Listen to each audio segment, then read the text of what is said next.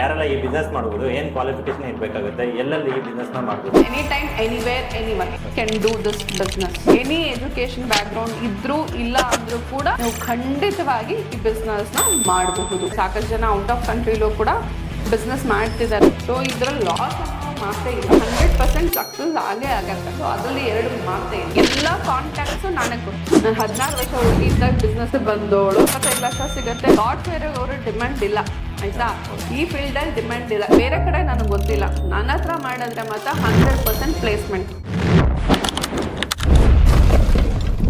Madam, ಯಾರೆಲ್ಲ ಈ business ಮಾಡ್ಬೋದು, ಏನು ಕ್ವಾಲಿಫಿಕೇಶನ್ ಇರಬೇಕಾಗುತ್ತೆ, ಎಲ್ಲೆಲ್ಲಿ ಈ ಬಿಸ್ನೆಸ್ನ ಮಾಡ್ಬೋದು? ಯಾರೆಲ್ಲ ಮಾಡ್ಬೋದು ಅಂದ್ರೆ ಯಾರಾದ್ರೂ ಮಾಡ್ಬೋದು. ಅದಕ್ಕೆ ಏನು ಮೇಲು ಫಿಮೇಲು ಆ ಥರ ಏನೂ ಇಲ್ಲ. ಟ್ರಾನ್ಸ್ಜೆಂಡರ್ ಇಂದ ಹಿಡಿದು ಯಾರಾದ್ರೂ ಮಾಡ್ಬೋದು. ಆಲ್ ಓವರ್ ಇಂಡಿಯಾ ಅಲ್ಲ, ಗ್ಲೋಬಲಿ ಬಿಸ್ನೆಸ್ ಮಾಡ್ಬೋದು. ಗ್ಲೋಬಲ್ ಆಗಿ ತುಂಬಾನೇ ಚೆನ್ನಾಗಿ ರನ್ ಆಗತ್ತೆ. ಆಲ್ ಟೈಮ್ ಅಂತ ಹೇಳಿದ್ರೆ ನಂಬರ್ 1 ಇಂಡಸ್ಟ್ರಿ ಇದೇ industry.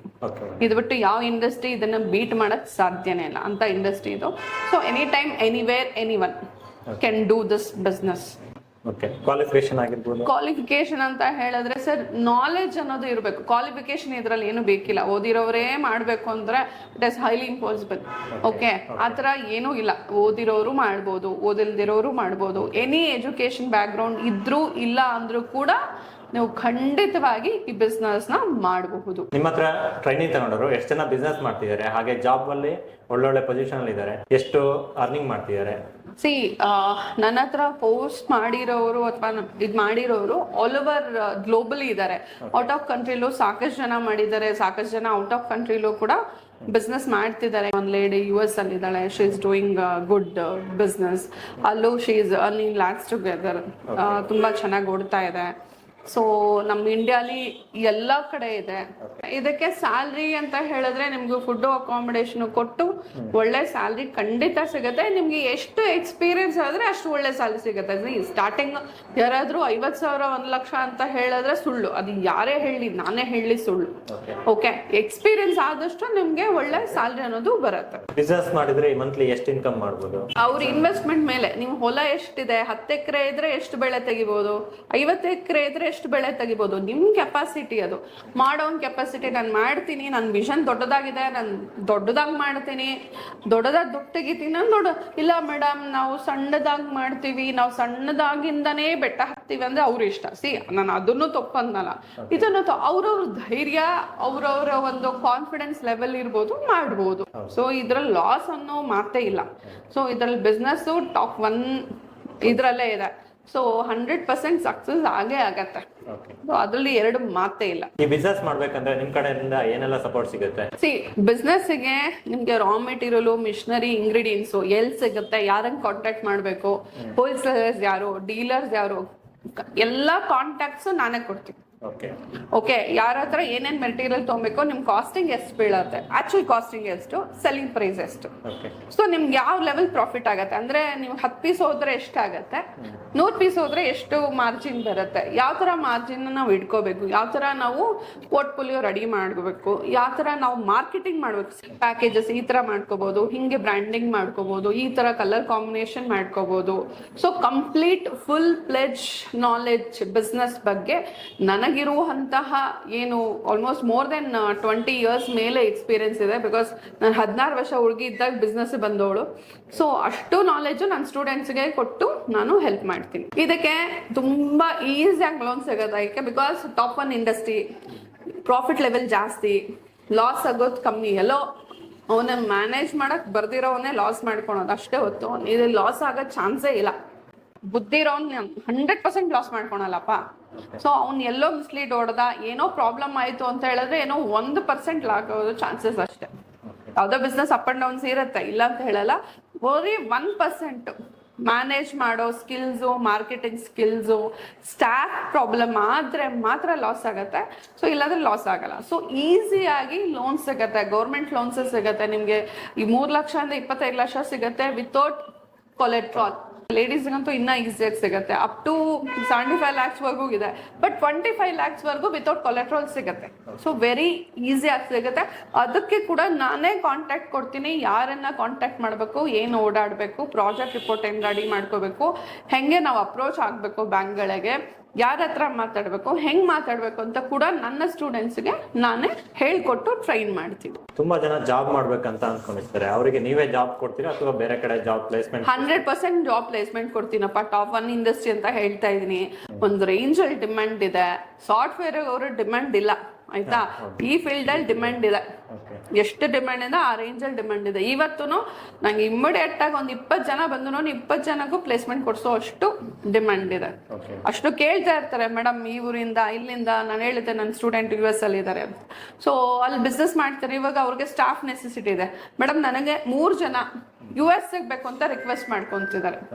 So India okay, US ಗೆ she is asking me, madam ಅಲ್ಲಿ ನಾನು ಸೆಟಪ್ ಮಾಡ್ಕೊಡಿ, ನನಗೆ ಸ್ವಲ್ಪ ಗೈಡ್ ಮಾಡಿ, US ಅಲ್ಲಿ ಹೆಂಗೆ ಏನು, she don't know anything.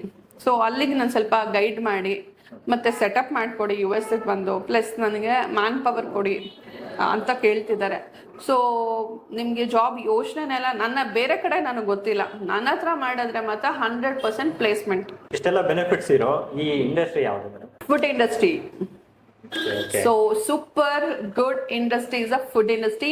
Number 1 industry. ಈ ಇಂಡಸ್ಟ್ರಿ ಯಾರು ಬೀಟ್ ಮಾಡಕ್ಕಾಗಲ್ಲ. ಎಂತ ಕೊರೋನಾ ಬಂದ್ರು ಫುಡ್ ಇಂಡಸ್ಟ್ರಿ ಬೀಳಲಿಲ್ಲ.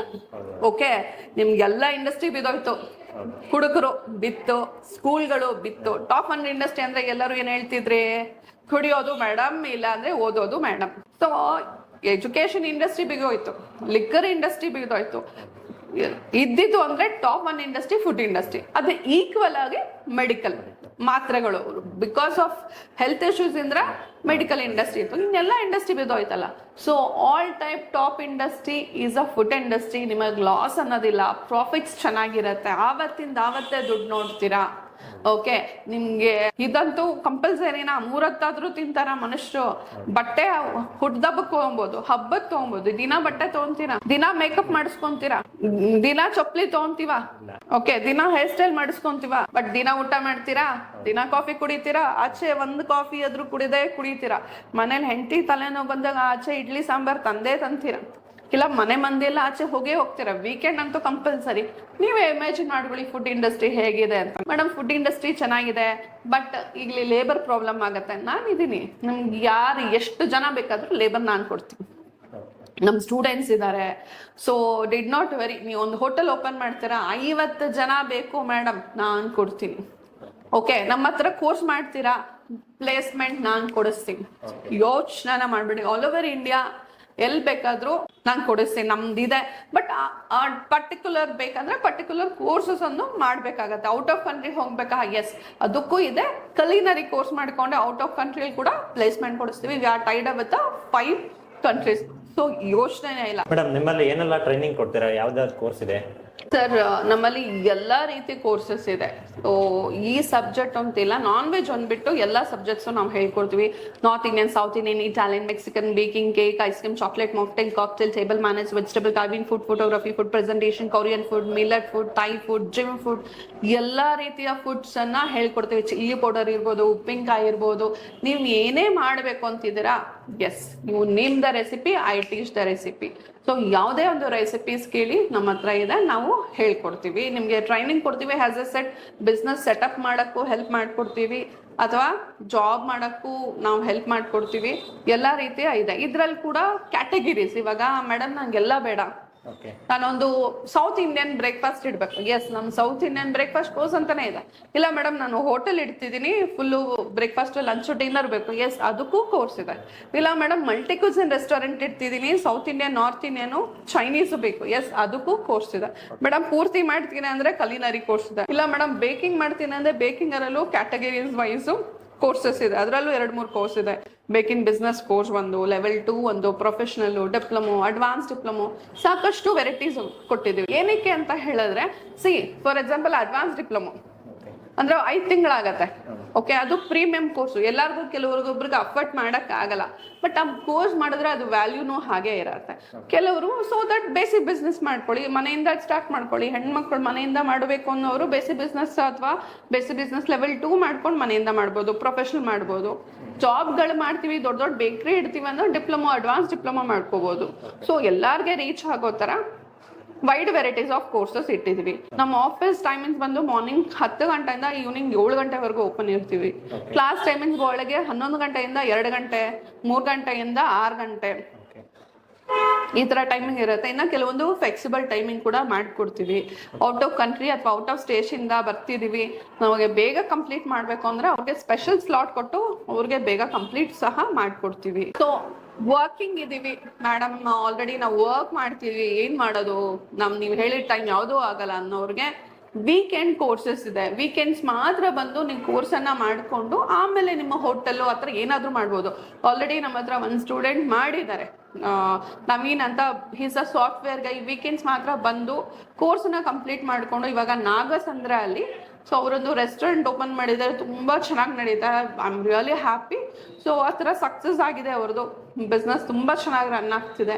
ಸೊ ಆ ಥರನೂ ಮಾಡ್ಕೋಬಹುದು. ಸ್ವಲ್ಪ ಟೈಮ್ ತೊಗೊಳತ್ತೆ ಅಷ್ಟೇ, ಬಿಕಾಸ್ ಎವ್ರಿ ಸ್ಯಾಟರ್ಡೆ ಸಂಡೇ ಬರೋದ್ರಿಂದ ನೀವು ಸ್ವಲ್ಪ ಟೈಮ್ ತೊಗೊಳತ್ತೆ. ಬಟ್ ನೀವು ಜಾಬ್ ಕ್ವಿಟ್ ಮಾಡಿದ್ರೆ ಕೋರ್ಸ್ ಅನ್ನು ಮಾಡ್ಕೊಂಡು ಸೇಫರ್ ಝೋನ್ ಅಲ್ಲೂ ಹಂಗೂ ಮಾಡ್ಬೋದು.